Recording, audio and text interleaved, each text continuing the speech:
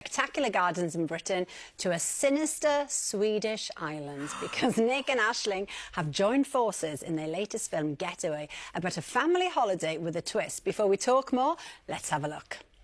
Can we buy tickets here for the ferry? Where are you going? Oh, we're going to Volta. Volta? You cannot go there. You will not be welcome on Falta. Why have you come here today? It's our holiday. We're also here to see your wonderful play. To enjoy your time on Svalbard. It will be short. I feel like we are being watched. You will leave this place one way or another.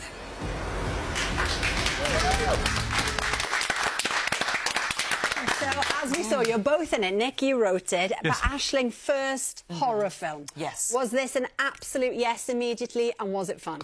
Yes, because Nick kept leaving dead birds on my doorstep, and he said if I didn't say yes, he wouldn't stop doing it. We call it pebbling. Yes. So eventually I had to say yes, and I did do the horror in the end. Because I threatened that the animals would get bigger each time. And worse. Gotcha. And when it got to the Intimidation horse, I was like, tactics. do you know what, Nick? I'll do the film. Yeah. I will do the film. No, it was an easy thing for me to be part of the Nick Frost world. And if there's anyone going to do comedy and horror, I think it's going to be Nick Frost if we were going to sign up to it. So, yeah, it was... But we had a ball doing it. It wasn't a horror at all. We had so much fun. It's a lot of fun. And also, making a horror film in Finland, you're covered constantly in a lot of blood. You just have to accept that that's going to be the part way. of your Fake job. blood. Fake blood, Yes, sorry. Fake blood. Sorry. Fake blood. Fake Yeah, blood. it's not nice either. It's not a nice feeling. It's like a sugary jam, and because we were in the woods so much, all these little flies... It was fly season. From the far used to kind of come and land. So you would have actually gotten a great, like, Petri dish from our faces of, like, the flora and fauna. And like midges in Scotland, is that sort of like... Yes, and they just used to all... And at the end of the day, we had to take them all off, and they'd be like... It was horrible. Yeah. I like it. Method. Nick, can you tell us a little bit more about the film besides the sticky fake blood? Yeah, it's just about a lovely family called the Smiths, and there's 4 of them, and we have slightly older children, and it's going to be their last holiday as a family. The kids don't really want to be there, and they get onto this little Swedish island, hoping to see a play, and firstly, the islanders do not want them on the island, and secondly, they uncover some awful plot. And there may or may not be a serial killer there on the island. Ooh, Let's have a look at another clip. I wish it's going, shouldn't we? And now, Nick, you are obviously a massive horror fan. You've seen countless horror movies. For you, at this point, what sets the bar for impeccable horror?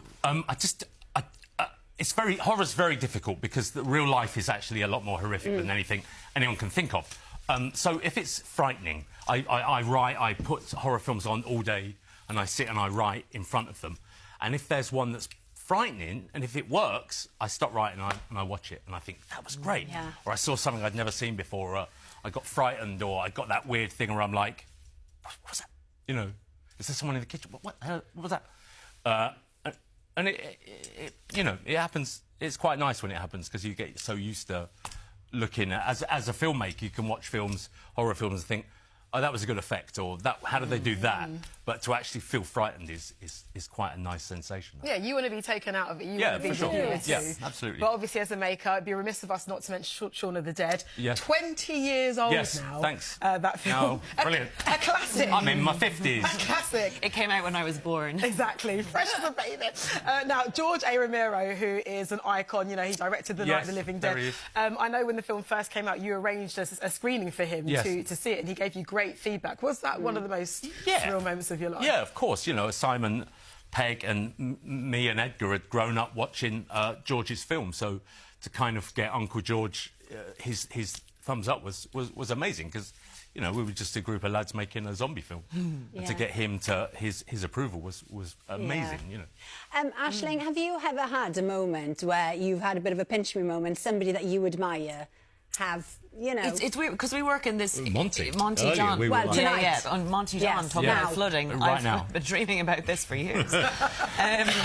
But She's not joking. Yeah, I'm not. But I remember, and it sounds random, but in this world you start working with so many different types of people, so the novelty can wear off a little bit.